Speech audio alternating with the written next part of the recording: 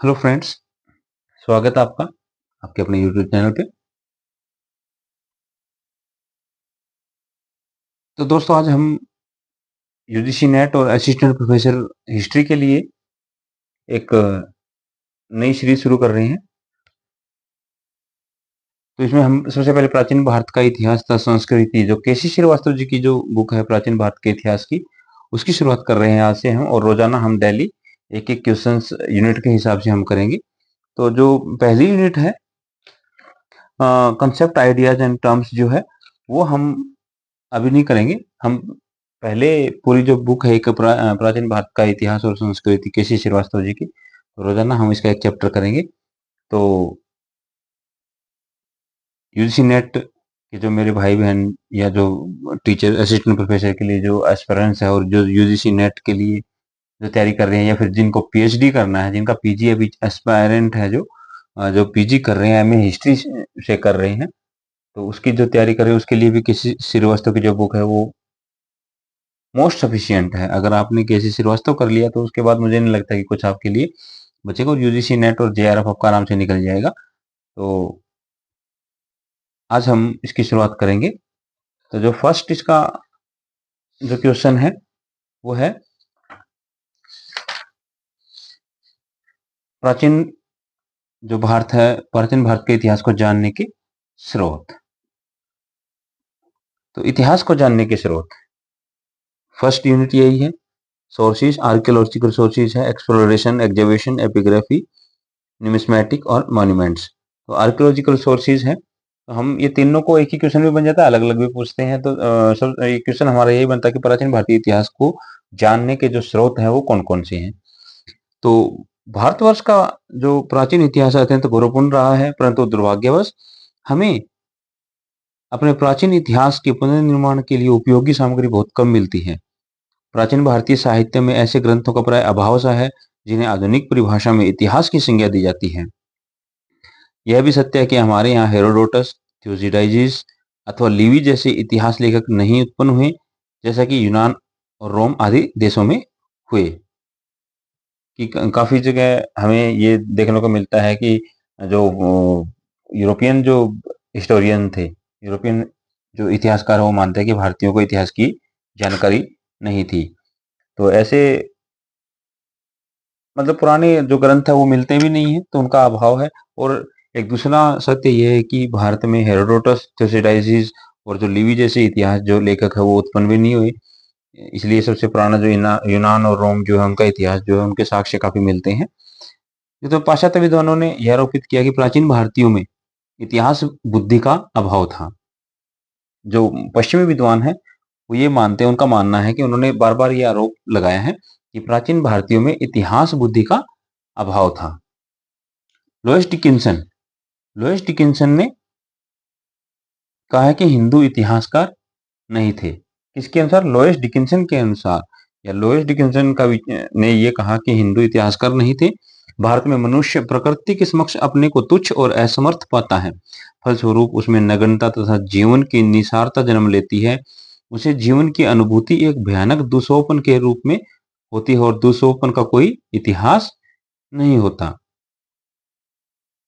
दूसरे एक इतिहासकार हैं, पाश्चात्य इतिहासकार हैं, विंटरनिक। उनकी मान्यता है कि भारतीयों ने मिथक, आख्यान तथा इतिहास में कभी भी स्पष्ट विभेद नहीं किया, और भारत में इतिहास रचना काव्य रचना से ऊपर नहीं उठ सकी। मैकडोनाल्ड महोदय के अनुसार, एक दूसरे इतिहासकार है मैकडोनाल्ड। तो मैकडोनाल्ड महोदय ने क्या कहा है? कहा कि भारतीय साहित्य का दुर्बल पक्ष इतिहास है, जिसका यहाँ अस्तित्व ही नहीं था। मैकडोनाल्ड के अनुसार भारत में इतिहास का अस्तित्व ही नहीं था। इसी विचारधारा में जो काफी अलग से कुछ इतिहासकार थे, जिनमें Elphinstone, fleet Max Muller, V A Smith आदि भी शामिल थे। 11वीं सदी के एक मुस्लिम लेखक है अल-ब्रूनी। 11वीं सदी में, ये एक डेट भी याद रखना कि जो अल-ब्रूनी है वो कौन सी सदी में भारत में आया। तो अल-ब्रूनी 11वीं सदी में भारत आया था। तो मुस्लिम लेखक थे ये। तो उनने विचार प्रकट किया कि हिंदू लोग घटनाओं के ऐतिहासिक क्रम की ओर बहुत अधिक ध्यान नहीं देते।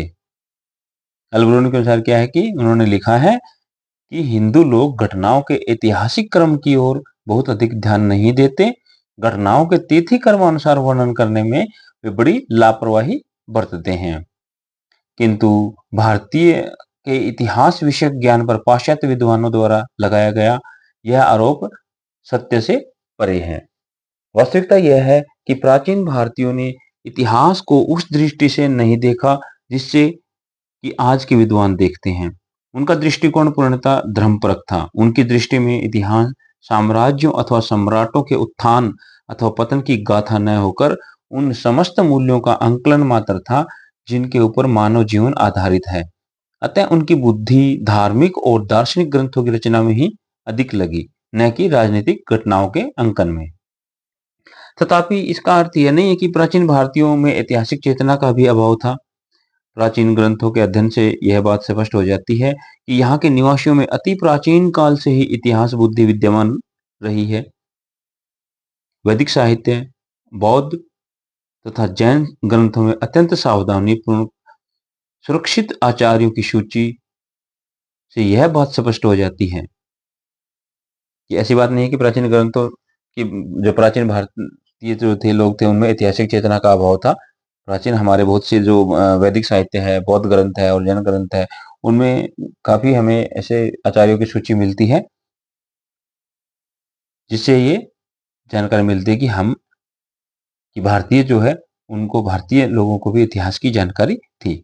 वंश के अतिरिक्त गाथा तथा नाराशंसी साहित्य जो राजाओं तथा ऋषियों के स्तुतिपर गीत हैं, इससे भी सूचित होता है कि वैदिक युग में इतिहास लेखन की परंपरा विद्यमान थी। इसके अतिरिक्त इतिहास तथा पुराण नाम से भी अनेक रचनाएं प्रचलित थी। इन्हें पंचम वेद कहा गया है। इतिहास तथा पुराण को क्या कहा गया है? पंचम वेद कहा गया है। 7वीं सदी में चीनी यात्री हेनसांग ने लिखा है। 7वीं सदी के चीनी यात्री हेनसांग किस सदी में भारत आया? 7वीं सदी में भारत आया। तो वो लिखते हैं कि भारत के प्रत्येक प्रांत में घटनाओं का विवरण लिखने के लिए कर्मचारी नियुक्त किए गए थे। कलहण के विवरण से पता चलता है कि प्राचीन भारतीय विलुप्त तथा विस्मृत इतिहास को पुनर्जीवित करने की कुछ आधुनिक विधियों से भी परिचित थे। कलहण लिखता है कि वही गुणवान कवि प्रशंसा का अधिकारी है जो राग द्वेष से मुक्त होकर एकमात्र तथ्यों के निरूपण में ही अपनी भाषा का प्रयोग करता है। कई बार ये क्वेश्चन आता है यूजीसी नेट में कि ये किसका कथन है? वही गुणवान कवि प्रशंसा का अधिकारी है जो राग द्वेष से मुक्त होकर एकमात्र तथ्यों के निरूपण में ही अपनी भाषा का प्रयोग करता है। तो ये जो शब्द हैं किसके हैं? कलहण के हैं। वह हमें बताता है कि इतिहासकार का धर्म मात्र ज्ञात घटनाओं में नई घटनाओं को जोड़ना नहीं होता, अपितु सच्चा इतिहासकार प्राचीन अभिलेखों तथा सिक्कों का अध्ययन करके विलुप्त शासकों तथा उनकी विजयों की पुनः खोज करता है। कलहण का यह कथन भारतीयों में इतिहास बुद्धि का सबल प्रमाण प्रस्तुत करता है। इस प्रकार यदि हम सावधानीपूर्वक अपने विशाल साहित्य की छानबीन करें तो उसमें हमें अपने इतिहास के पुनर्निर्माणार्थ अनेक महत्वपूर्ण सामग्री उपलब्ध होगी। साहित्यिक ग्रंथों के साथ साथ भारत में समय समय पर विदेशों से आने वाले यात्रियों के भ्रमण वृत्तांत भी इतिहास विषयक अनेक उपयोगी सामग्रियां प्रदान करते हैं। इधर पुरातत्ववेताओं ने अतीत के खंडहरों से अनेक ऐसी वस्तुएं खोज निकाली हैं जो हमें प्राचीन इतिहास संबंधी बहुमूल्य सूचनाएं प्रदान करते हैं। हम सुविधा के लिए भारतीय इतिहास के साधनों को जो भारतीय इतिहास को जानने के लिए जो स्रोत हैं उनको हम 3 शीर्षकों में बांट देते हैं। पहला है साहित्यिक साक्ष्य, फिर है विदेशी यात्रियों के विवरण और पुरातत्व संबंधी साक्ष्य। तो हम जो प्राचीन भारतीय इतिहास है उसको जानने के लिए जो मुख्य स्रोत है उनको हम कितने भागों में बांटते हैं? हम उनको 3 भागों में बांट देते हैं। साहित्यिक साक्ष्य, विदेशी यात्रियों के विवरण और पुरातत्व संबंधी साक्ष्य।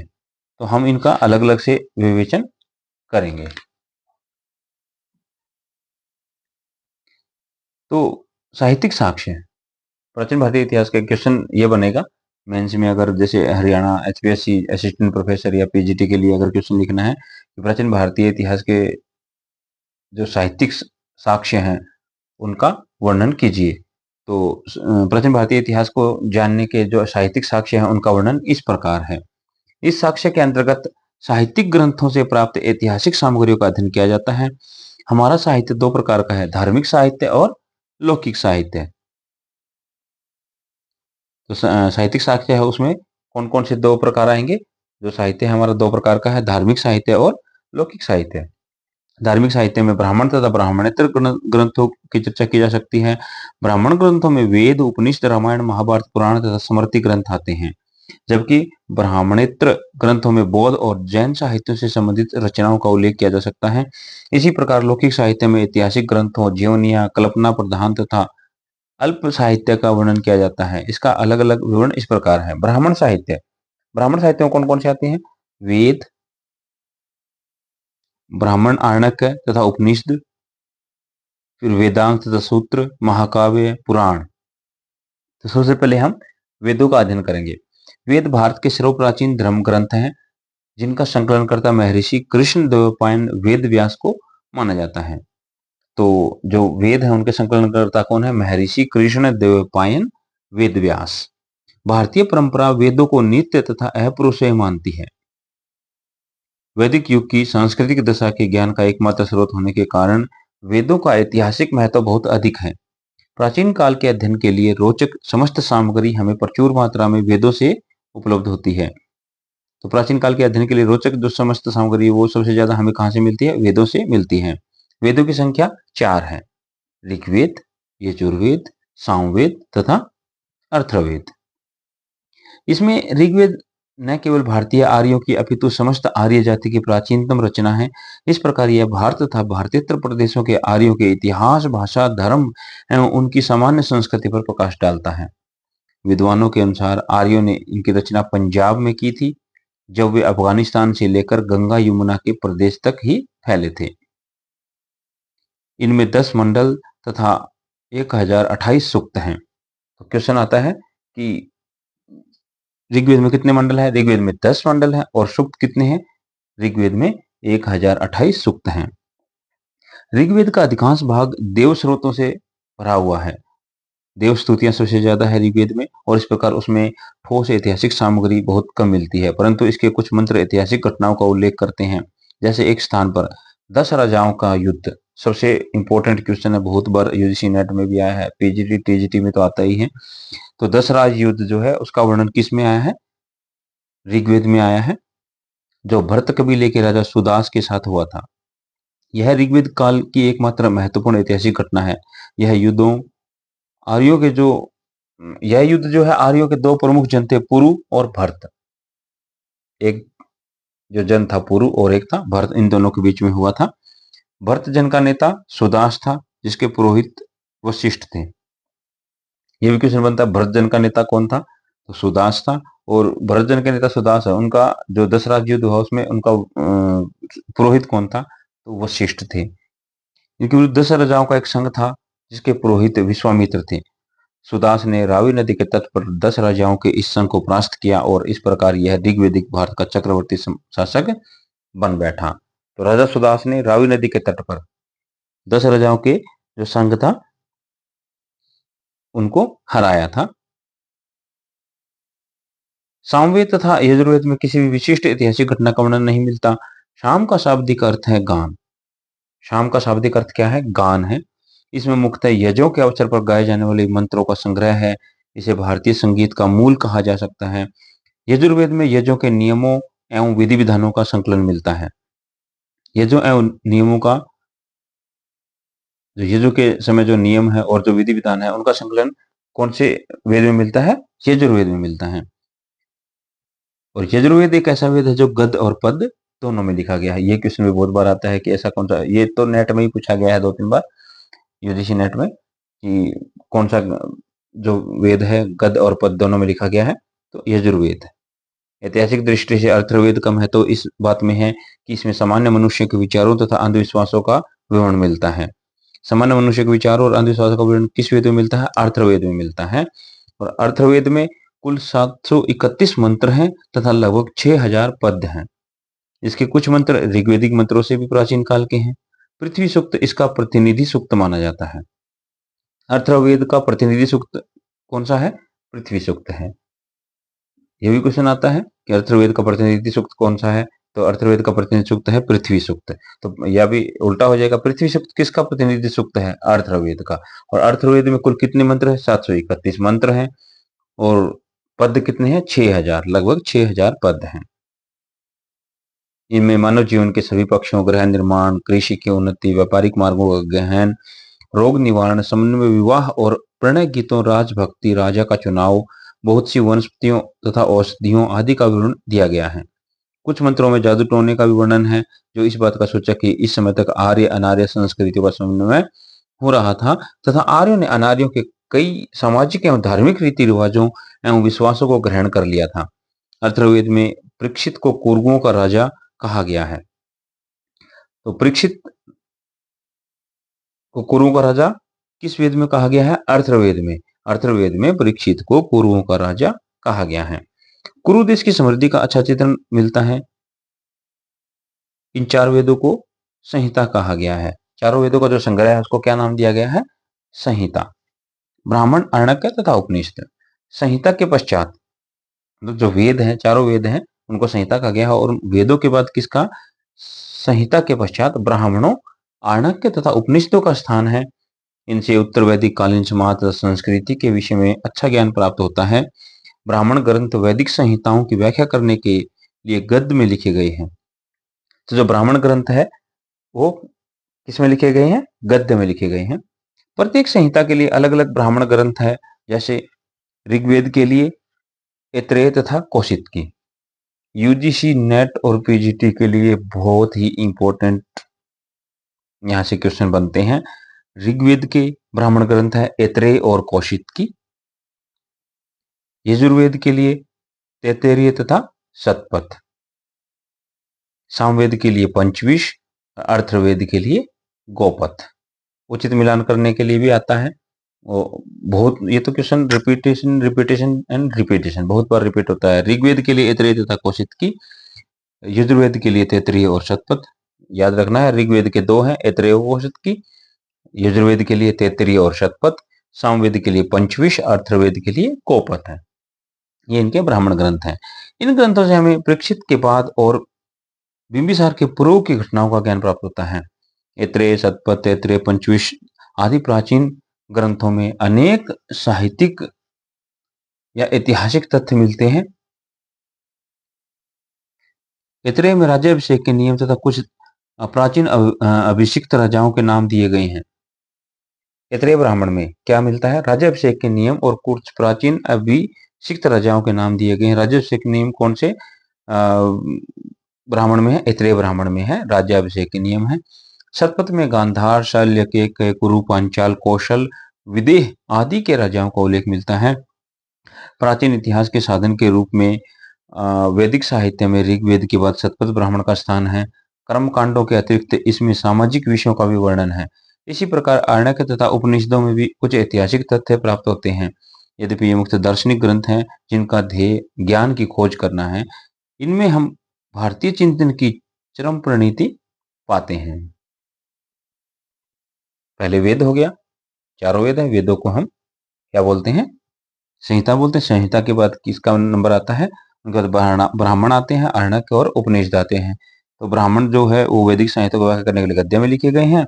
और हर जो जितने भी ये संहिता या वेद हैं उनके अलग अलग से ब्राह्मण ग्रंथ हैं। ऋग्वेद के लिए ऐत्रेय तथा कौशितकी, यजुर्वेद के लिए तैत्तिरीय तथा शतपथ, सामवेद के लिए पंचविश और अर्थवेद के लिए गौपथ। राज्याभिषेक के नियम ऐत्रेय ब्राह्मण में दिए गए हैं। कुरु, पांचाल, गांधार, विदेह आदि राजाओं का उल्लेख मिलता है। कौन से ब्राह्मण ग्रंथ में मिलता है? शतपथ ब्राह्मण ग्रंथ में मिलता है।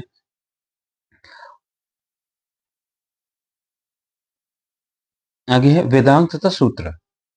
वेदों को भली भांति समझने के लिए 6 वेदांगों की रचना की गई है।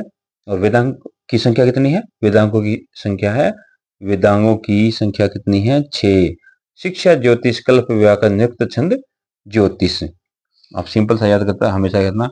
वेदांग 6 हैं: शिक्षा, ज्योतिष, कल्प, व्याकरण, निरुक्त, छंद।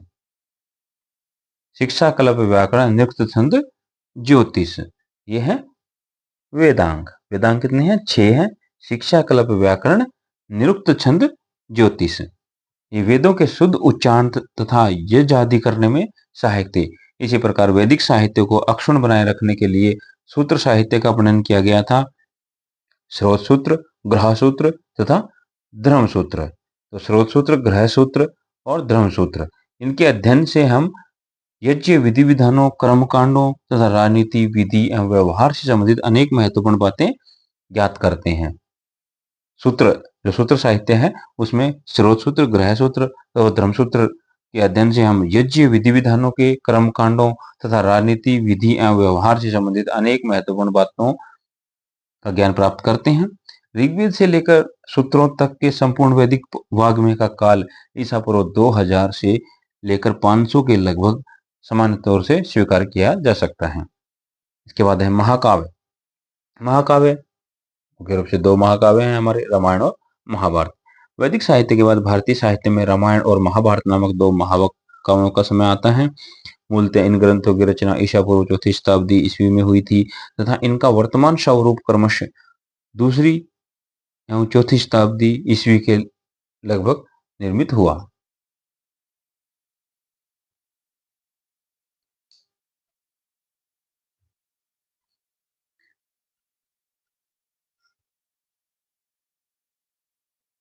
तो जो हमारे महाकाव्य है उनका जो स्वरूप है 2री और 4वीं शताब्दी ईस्वी के लगभग निर्मित हुआ। भारत के संपूर्ण धार्मिक साहित्य में इन दोनों ही महाकाव्यों का अत्यंत आदरणीय स्थान है। इनके अध्ययन से हमें प्राचीन हिंदू संस्कृति के विविध पक्षों का सुंदर ज्ञान प्राप्त हो जाता है। इन महाकाव्यों द्वारा प्रतिपादित आदर्श तथा मूल्य सार्वभौम मान्यता रखते हैं। रामायण हमारा आदि काव्य है जिसकी रचना महर्षि वाल्मीकि ने की थी। तो रामायण की रचना किसने की? महर्षि वाल्मीकि जी ने की थी। इससे हमें हिंदुओं तथा यवनों और शकों के संघर्ष का विवरण प्राप्त होता है। तो रामायण से हमें क्या मिलता है? जानकारी मिलती है। हिंदुओं, यवन और शकों का जो संघर्ष है उनके विवरण प्राप्त होते हैं। इसमें यवन देश तथा शकों का नगर कुरु तथा मद्र देश, मद्र मतलब पंजाब और हिमालय के बीच स्थित बताया गया है। तो यवन देश को कहाँ बताया गया है? शकों का नगर बताया गया है। कुरु और तथा मद्र देश और हिमालय के बीच स्थित बताया गया है। इससे ऐसा प्रतीत होता है कि उन दिनों यूनानी तथा सिथियन लोग पंजाब के कुछ भागों में बसे हुए थे। महाभारत की रचना वेद व्यास ने की थी। इसमें भी शक, यवन, पारसी, हूण आदि जातियों का उल्लेख मिलता है। इससे प्राचीन भारतवर्ष की सामाजिक, धार्मिक तथा राजनीतिक दशा का परिचय मिलता है। राजनीति तथा शासन के विषय में तो यह ग्रंथ बहुमूल्य सामग्रियों का भंडार है। महाभारत में यह कहा गया है कि धर्म, अर्थ, काम तथा मोक्ष के विषय में जो कुछ भी इसमें है वह अन्यत्र कहीं नहीं है। तो महाभारत में हमें क्या जानकारी मिलती है कि धर्म, अर्थ, काम तथा मोक्ष के विषय में जो कुछ भी जानकारी महाभारत में है वो और कहीं नहीं है। परंतु ऐतिहासिक दृष्टि से इन ग्रंथों का विशेष महत्व नहीं है क्योंकि इनमें वर्णित कथाओं में कल्पना का मिश्रण अधिक है। महाकाव्य में जिस समाज और संस्कृति का चित्रण है उसका उपयोग उत्तर वैदिक काल के अध्ययन के लिए किया जा सकता है। तो महाकाव्य जो है वो सबसे महत्वपूर्ण है और जिस समाज और संस्कृति का वर्णन महाकाव्य में किया गया है उसका उपयोग उत्तर वैदिक काल के अध्ययन के लिए किया जा सकता है। उसके बाद आते हैं पुराण। पुराण भारतीय ऐतिहासिक कथाओं का सबसे अच्छा क्रमबद्ध विवरण पुराणों में मिलता है। तो भारतीय जो ऐतिहासिक कथाएं हैं उनका सबसे अच्छा क्रमबद्ध विवरण कहाँ मिलेगा? हमें पुराणों में मिलेगा। पुराणों के रचयिता लोमहर्ष अथवा उनके पुत्र उग्रसर्वा माने जाते हैं। तो पुराणों के रचयिता कौन है? लोमहर्ष अथवा उनके पुत्र उग्रसर्वा को माना जाता है। इनकी संख्या 18 है। पुराणों की संख्या कितनी है? 18 है। अधिकांश पुराणों की रचना 3री-4थी शताब्दी ईस्वी में की गई थी। सर्वप्रथम पारजिटर नामक विद्वान ने इनके ऐतिहासिक महत्व की ओर विद्वानों का ध्यान आकर्षित किया था। सर्वप्रथम जो पुराणों का ऐतिहासिक महत्व है वो किसने उजागर किया? पारजिटर नामक विद्वान ने। पारजिटर नामक विद्वान थे, उन्होंने सर्वप्रथम जो पुराण है उनके ऐतिहासिक महत्व की ओर विद्वानों का ध्यान आकर्षित किया था, पारजिटर नामक विद्वान ने। अमरकोश में पुराणों के 5 विषय बताए गए हैं। सर्ग, अमरकोश में कई बार ये होता है कि किसमें पुराणों के जो 5 विषय हैं उनका वर्णन मिलता है? अमरकोश में। अमरकोश में पुराणों के 5 विषय बताए गए हैं। सर्ग अर्थात जगत की सृष्टि, प्रतिसर्ग प्रलय के बाद जगत की पुनः सृष्टि, वंश अर्थात ऋषियों तथा देवताओं की वंशावली, मनवंतर अर्थात महायुग, और वंशानुचरित अर्थात प्राचीन राजकुलों का इतिहास। तो अमरकोश में जो पुराण है उनके 5 विषय बताए गए हैं: सर्ग, प्रतिसर्ग, वंश, मनवंतर, वंशानुचरित। सर्ग, प्रतिसर्ग, वंश, मनवंतर, वंशानुचरित। अमरकोश में पुराणों के 5 विषय बताए गए हैं: सर्ग अर्थात जगत की सृष्टि, प्रतिसर्ग अर्थात प्रलय के बाद जगत की पुनः सृष्टि, वंश अर्थात ऋषियों तथा देवताओं की वंशावली, मनवंत्र अर्थात महायुग, और लास्ट 5वां है वंशानुचरित अर्थात प्राचीन राजकुलों का इतिहास। तो इसमें अमरकोश में 5 विषय बताए गए हैं पुराणों के। इनमें ऐतिहासिक दृष्टि से वंशानुचरित का विशेष महत्व है। जो वंशानुचरित जो है उनका ऐतिहासिक दृष्टि से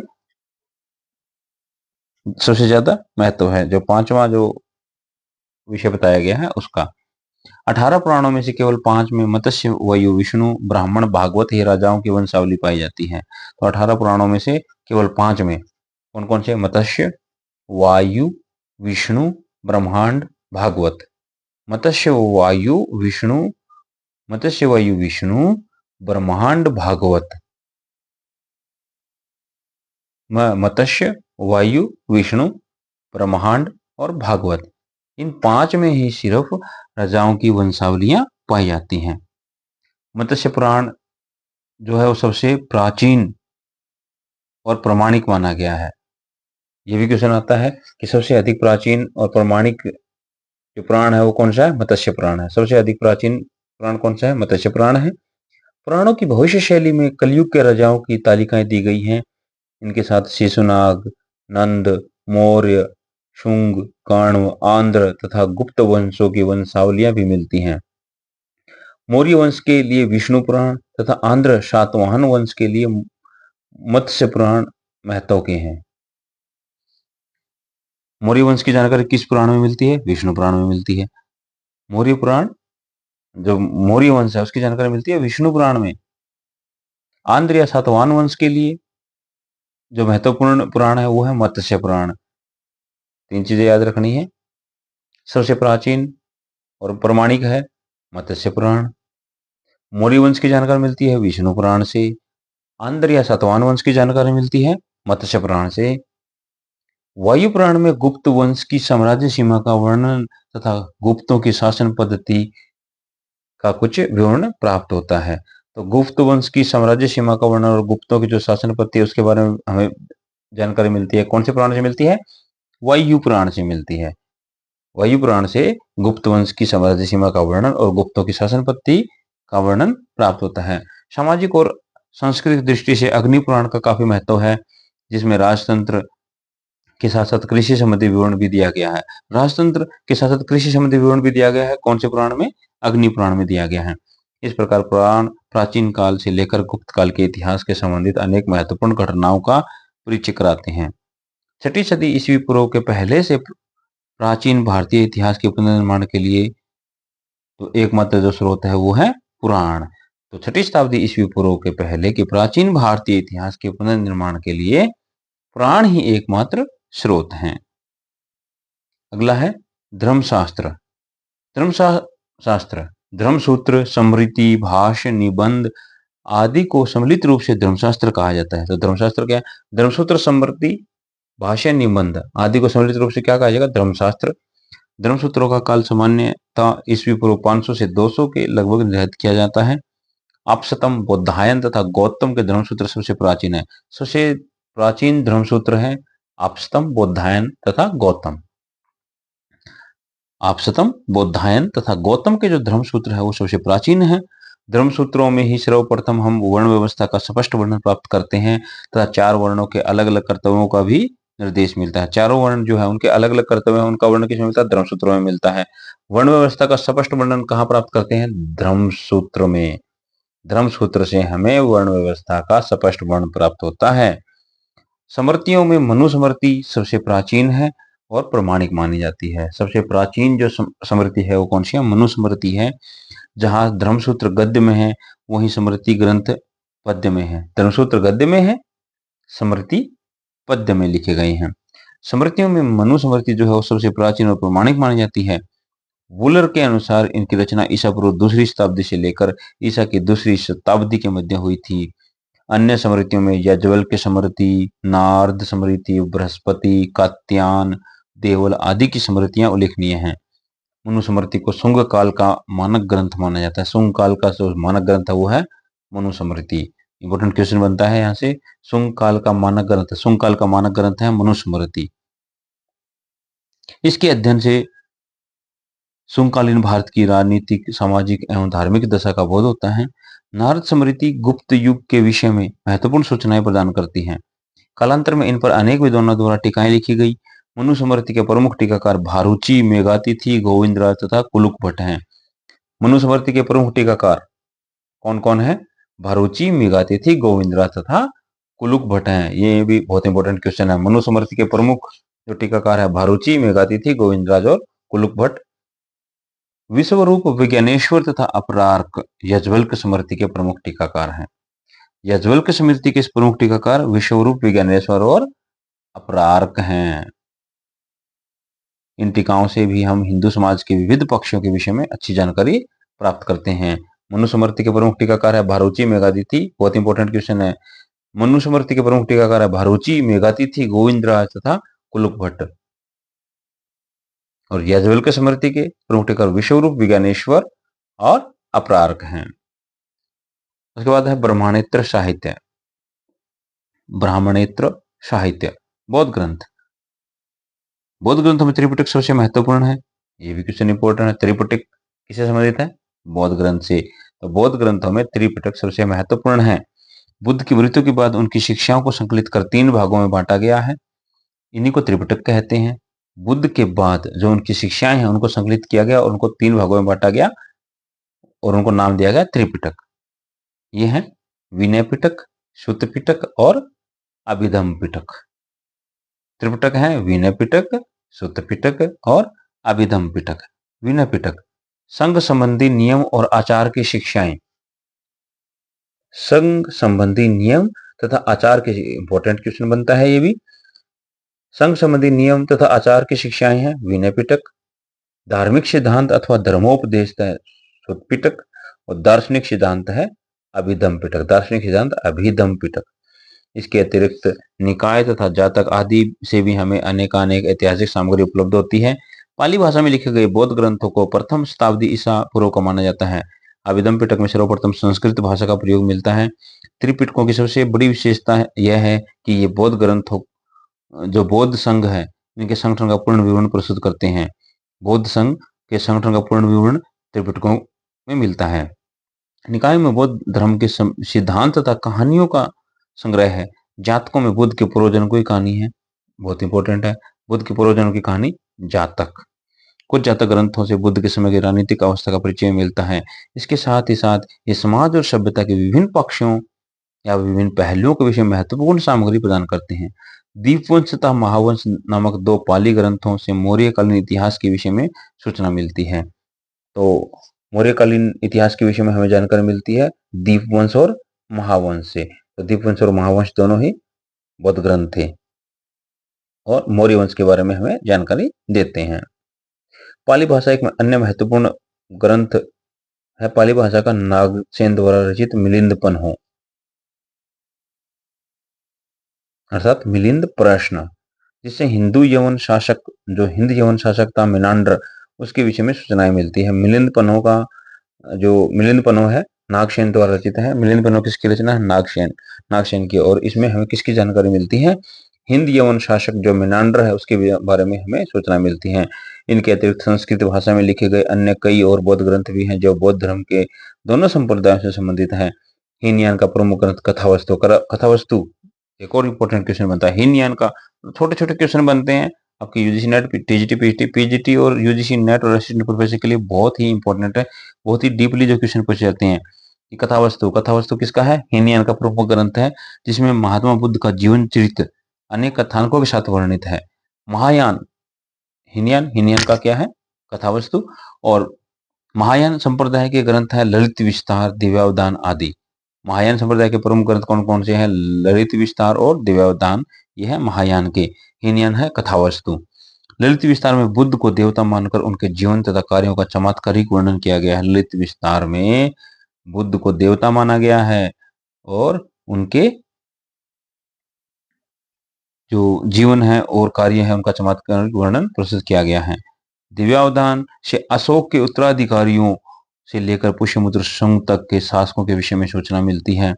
संस्कृत बौद्ध लेखों में अशोक घोष का नाम अत्यंत ऊंचा है। मतलब बहुत संस्कृत ग्रंथ जो है, संस्कृत के जो बौद्ध लेखक हैं उनमें अशोक घोष का नाम सबसे ऊपर लिया जाता है। इनकी रचनाओं का उल्लेख यथास्थान किया गया है। जहाँ ब्राह्मण ग्रंथ प्रकाश नहीं डालते, वहाँ बौद्ध ग्रंथों से हमें तथ्य का ज्ञान प्राप्त हो जाता है। ये तो के बौद्ध ग्रंथ, इनमें सबसे इंपॉर्टेंट है त्रिपिटक। उसके बाद है जैन ग्रंथ। जैन साहित्य को आगम कहा गया है। ये भी आता है कि आगम या सिद्धांत किसके हैं? जैन, जैन साहित्य है। जैन साहित्य का दृष्टिकोण भी बौद्ध साहित्य के समान ही धर्मपरक है। जैन ग्रंथों में परिशिष्ट वर्मन, भद्रबाहु चरित, आवश्यक सूत्र, आचारांक सूत्र, भागवती सूत्र, कालिका पुराण आदि विशेष रूप से उल्लेखनीय है। इनसे अनेक ऐतिहासिक घटनाओं की सूचना मिलती है। जैन धर्म का प्रारंभिक इतिहास कल्पसूत्र लगभग 4वीं शताब्दी ईस्वी पूर्व से ज्ञात होता है। जैन धर्म का जो प्रारंभिक इतिहास है वो किससे? कल्पसूत्र से हमें मिलता है, जिसकी रचना भद्रबाहु ने की थी। कल्पसूत्र की रचना किसने की? उचित मिलान में क्वेश्चन आता है, कल्पसूत्र भद्रबाहु। और जैन धर्म का जो प्रारंभिक इतिहास है वो हमें किससे मिलता है? कल्पसूत्र में मिलता है। और कल्पसूत्र की रचना करी थी भद्रबाहु ने। परिशिष्ट वर्मन तथा भद्रबाहु चरित से चंद्रगुप्त मौर्य के जीवन की प्रारंभिक और उत्तरकालीन घटनाओं की सूचना मिलती है। ये कौन सा जैन ग्रंथ है जिससे चंद्रगुप्त मौर्य के जीवन के प्रारंभिक और उत्तरकालीन घटनाओं का वर्णन मिलता है? परिशिष्ट वर्मन और भद्रबाहु चरित। भगवती सूत्र में महावीर के जीवन, कृत्य और अन्य समकालिकों के साथ उनके संबंधों का बड़ा ही रोचक विवरण मिलता है। तो महावीर जो स्वामी है, महावीर स्वामी के जीवन के और कृत्य और उनके जो समकालिक हैं उनके साथ उनके संबंधों का जो वर्णन मिलता है वो किससे मिलता है? भगवती सूत्र में मिलता है। आचारांक सूत्र जैन भिक्षुओं के आचार नियमों का वर्णन करता है। आचारांक सूत्र जैन भिक्षुओं के आचार नियमों का वर्णन करता है। जैन साहित्य में पुराणों का भी महत्वपूर्ण स्थान है, जिन्हें चरित भी कहा गया है। ये प्राकृत, संस्कृत तथा अपभ्रंश तीनों भाषाओं में लिखे गए हैं। तो जैन साहित्य जो है उनमें वो पुराणों का स्थान है और उन्हें चरित कहा गया है। और ये कौन सी भाषा में लिखे हैं? प्राकृत, संस्कृत और अपभ्रंश तीनों ही भाषाओं में लिखे गए हैं। इनमें पद्म पुराण, हरिवंश पुराण, आदि पुराण इत्यादि उल्लेखनीय है। जैन पुराणों का समय 6वीं शताब्दी से 16वीं 17वीं शताब्दी तक निर्धारित किया गया है। यद्यपि इसमें मुख्यतः कथाएं दी गई हैं, तथापि इनके अध्ययन से विभिन्न कालों की राजनीतिक, सामाजिक एवं धार्मिक दशा का थोड़ा बहुत ज्ञान प्राप्त हो जाता है। ये हो गया धार्मिक साहित्य। धार्मिक साहित्य में कौन कौन सा आ गया? वेद आ गया, ब्राह्मण आरण्यक का उपनिषद है, और ब्राह्मणेतर साहित्य में आपका बौद्ध ग्रंथ और जैन ग्रंथ है। और अगला है लौकिक साहित्य। लौकिक साहित्य के अंतर्गत ऐतिहासिक एवं अर्ध ऐतिहासिक ग्रंथ तथा जीवनियों का विशेष रूप से उल्लेख किया जा सकता है, जिनसे भारतीय इतिहास जानने में काफी मदद मिलती है। ऐतिहासिक रचनाओं में सर्वप्रमुख उल्लेख है अर्थशास्त्र का। तो ऐतिहासिक रचनाएं जो है उनमें सबसे पहले जो उल्लेख आता है वो अर्थशास्त्र का आता है, जिसकी रचना चंद्रगुप्त मौर्य के प्रधानमंत्री सुप्रसिद्ध राजनीतिज्ञ कौटिल्य या चाणक्य ने की थी।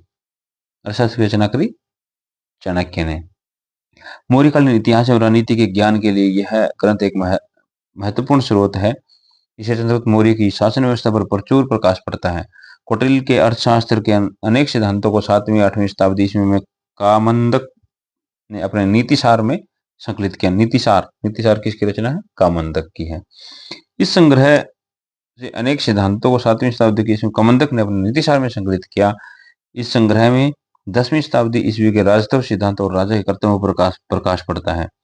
इस संग्रह में अनेक सिद्धांत जो जो 10वीं सदी का जो राजतत्व सिद्धांत और राजा का जो कर्तव्य है उन पर प्रकाश पड़ता है। एचपीएससी पीजीटी में जो हिस्ट्री की पीजीटी का हुआ था, हरियाणा पब्लिक सर्विस कमीशन का, तो मेंस में ये क्वेश्चन भी पूछा गया था कि जो कौटिल्य का अर्थशास्त्र है उसके जो प्रशासनिक या जो राजकीय सिद्धांत जो थे वो उनका वर्णन करना था।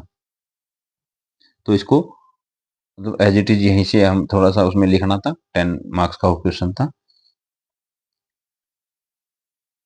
ऐतिहासिक रचनाओं में सर्वाधिक महत्व कश्मीरी कवि कर्ण द्वारा रचित राजतरंगिणी का है। यह संस्कृत साहित्य में ऐतिहासिक घटनाओं के क्रमबद्ध इतिहास लिखने का प्रथम प्रयास है। इसमें आदिकाल से लेकर 1151 ईस्वी के आरंभ तक के कश्मीर के प्रत्येक शासक के काल की घटनाओं का क्रमानुसार विवरण दिया गया है। कश्मीर की ही भांति गुजरात से भी अनेक ऐतिहासिक ग्रंथ प्राप्त होते हैं, जिनमें सोमेश्वर की रसमाला तथा कीर्ति कौमुदी, मेरुतंग कृत प्रबंध चिंतामणि, राजशेखर की प्रबंध कोश उल्लेखनीय है। रसमाला, सोमेश्वर, मेरुतंग, कीर्ति कौमुदी, प्रबंध चिंतामणि, राजशेखर, तो कीर्ति कौमुदी हो गया, मेरुतंग, प्रबंध चिंतामणि, राजशेखर, प्रबंध कोश। प्रबंध चिंतामणि, मेरुतंग और राजशेखर ने कौन सी की रचना थी? प्रबंध कोश आदि उल्लेखनीय है। इनसे हमें गुजरात के चालुक्य वंश का इतिहास और उनके समय की संस्कृति का अच्छा ज्ञान प्राप्त हो जाता है। इसी प्रकार सिंध तथा नेपाल से भी कई इतिवृत्तियां मिलती हैं, जिनमें वहां का इतिहास ज्ञात होता है। सिंध की इतिवृत्तियों के आधार पर ही चच्चनामा नामक ग्रंथ की रचना की गई, जिसमें अरबों के सिंध विजय का वृत्तांत सुरक्षित है। यूजीसी नेट का पूछा गया क्वेश्चन है चचनामा। चचनामा नामक ग्रंथ से अरबों के सिंध विजय का वृत्तांत सुरक्षित है। अरबों के सिंध विजय का वर्णन कहाँ से मिलता है? चचनामा में मिलता है। मूलतः ये अरबी भाषा में लिखा गया और कालांतर में इसका अनुवाद खूफी के द्वारा फारसी भाषा में किया गया था। चचनामा का जो फारसी में अनुवाद किया गया वो खूफी के द्वारा किया गया था। अरब आक्रमण के समय सिंध की दशा का अध्ययन करने के लिए यह सर्वप्रमुख ग्रंथ है। नेपाल की वंशावलियों में वहां के शासकों का नाम उल्लेख प्राप्त होता है, किंतु उनमें से अधिकांश अनैतिहासिक हैं। अर्ध ऐतिहासिक रचनाओं में पाणिनि के अष्टाध्यायी, कात्यायन का वार्तिक, गार्गी संहिता, पतंजलि का महाभाष्य, विशाखदत्त का मुद्राराक्षस तथा कालिदास की मालविकाग्निमित्र आदि विशेष रूप से उल्लेखनीय हैं।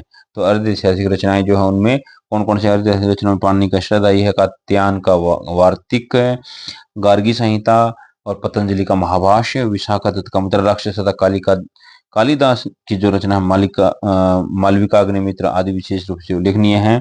ऐतिहासिक रचनाओं में पाणिनि तथा कात्यायन के व्याकरण ग्रंथों से मौर्यों के पहले के इतिहास तथा मौर्य युग की राजनीतिक अवस्था पर प्रकाश पड़ता है।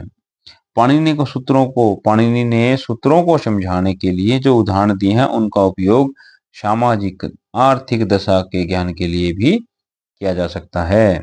इससे उत्तर भारत के भूगोल की भी जानकारी होती है। उत्तर भारत के भूगोल की जानकारी होती है पाणिनि की रचना से।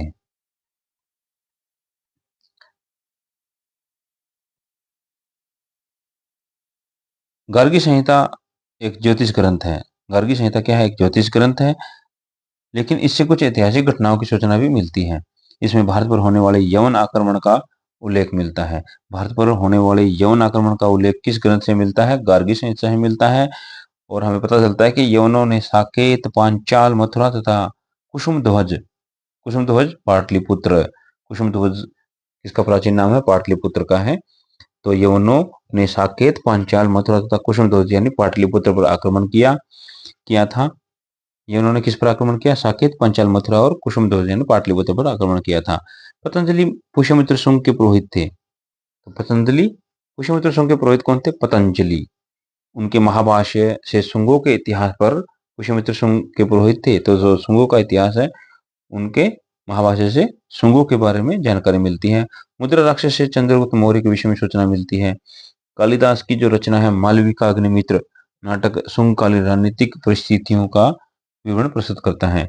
ऐतिहासिक जीवनियों में अश्वघोष कृत बुद्धचरित, बाणभट्ट का हर्षचरित, वाकपति का गौड़वहु, बिल्हण का विक्रमांक देवचरित, पद्मगुप्त का नव साहसांक चरित, संध्याकर नंदी की रचना है रामचरित, हेमचंद्र कृत कुमालपार चरित, जयानक की पृथ्वीराज विजय आदि का विशेष रूप से उल्लेखनीय किया जा सकता है। अश्वघोष बुद्धचरित, बाणभट्ट हर्षचरित, वाकपति गौड़वहु, बिल्हण विक्रमांक देवचरित, पद्मगुप्त नव साहसांक चरित, संध्याकर नंदी रामचरित, हेमचंद्र कुमालपार चरित और जयानक की रचना है पृथ्वीराज विजय। पृथ्वीराज विजय एक बार यूजीसी नेट में आया हुआ है। उचित मिलाने के लिए बहुत इंपॉर्टेंट क्वेश्चन है। आएगा ही आएगा क्वेश्चन, ये 100% है, रिपीटेड क्वेश्चन है हर बार यूजीसी नेट में, तो ये तो बहुत इंपॉर्टेंट है। अशोक घोष, बुद्धचरित, बाणभट्ट, हर्षचरित, वागपति, गौड़वाहो, बिल्हण, विक्रमांकदेव चरित, पद्मगुप्त, नवशंखचरित, संध्याकर नंदी, रामचरित, हेमचंद्र कुमारपाल चरित, चयानक, पृथ्वीराज विजय, इनका बहुत उल्लेखनीय वर्णन किया गया है। बुद्ध चरित में जो गौतम बुद्ध है, बुद्ध चरित में गौतम बुद्ध के चरित्र का विस्तृत वर्णन हुआ है। बुद्ध चरित में गौतम बुद्ध का जो चरित्र है उनका विस्तृत वर्णन हुआ है। हर्ष चरित से सम्राट हर्षवर्धन के जीवन तथा तत्कालीन समाज एवं धर्म विषयक अनेक महत्वपूर्ण सूचनाएं मिलती हैं। गौड़वोह में कनौज नरेश यशोवर्मन के गौड़ नरेश के ऊपर किए गए आक्रमण एवं उनके वध का वर्णन मिलता है। गौड़वोह में वकपति का गौड़वोह है, उसमें कन्नौज का नरेश जो है यशोवर्मन है, उनके गौड़ नरेश के ऊपर किए गए आक्रमण और उसके वध का वर्णन है। विक्रमांक देवचरित में कल्याणी के चालुक्य वंश नरेश विक्रमादित्य श्रेष्ठ का चरित्र वर्णित है। नवशासंक चरित में धारा नरेश मुंज तथा उसके भाई सिंधुराज के जीवन की घटनाओं का विवरण है। रामचरित से बंगाल के पाल वंश का शासन, धर्म और तत्कालीन समाज का ज्ञान होता है। आनंद भट्ट कृत बल्लाल चरित से सेन वंश के इतिहास और संस्कृति पर प्रकाश पड़ता है। कुमारपाल चरित में चालुक्य शासक जय सिंह सिद्धराज तथा कुमारपाल का जीवन चरित्र और उनके समय की घटनाओं का वर्णन है कुमारपाल चरित में। पृथ्वीराज विजय से चाहमान राजवंश का इतिहास का ज्ञान प्राप्त होता है।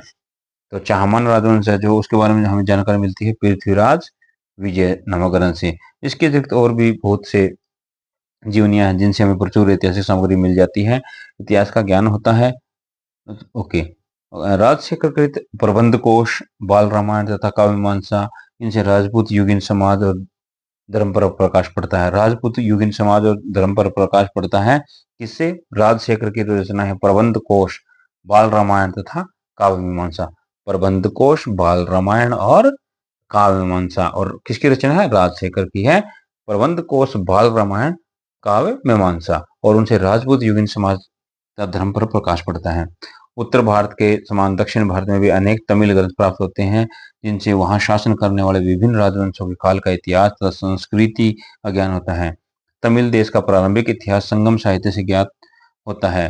नंदी, कलबंकम, कलिंगतुपर्णी, चोल चरित आदि के अध्ययन से सुदूर दक्षिण में शासन करने वाले पल्लव तथा चोल वंशों के इतिहास एवं उनकी संस्कृति का ज्ञान होता है।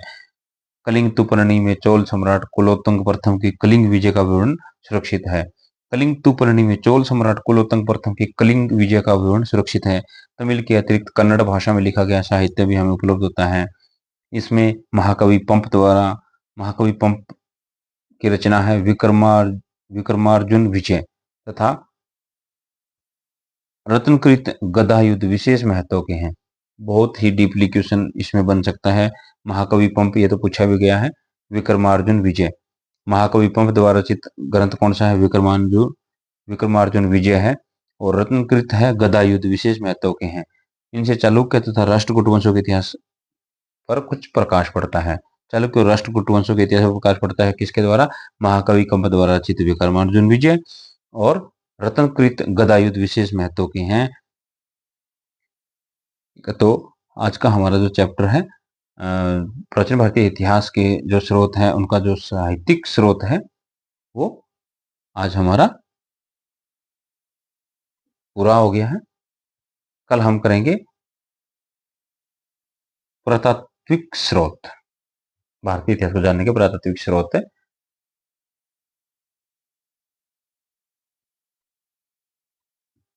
अगर ये क्लास आपको अच्छी लगी है तो कृपया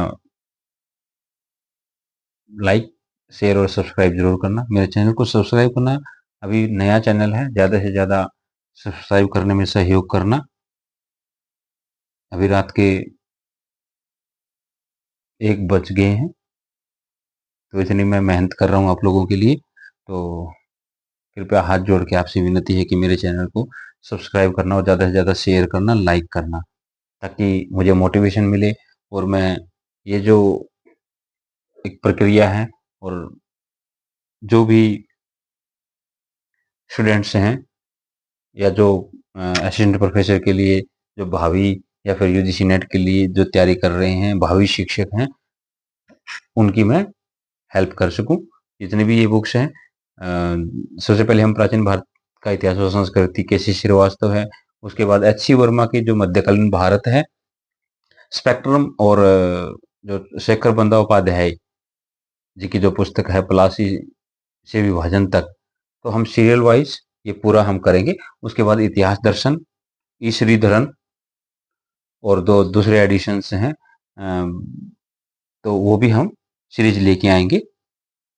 तो अगर आप मेरे साथ जुड़ना चाहते हैं और अपनी तैयारी को कंटिन्यू रखना चाहते हैं, तो इसी तरह के वीडियो बनाने के लिए मुझे मोटिवेट करें।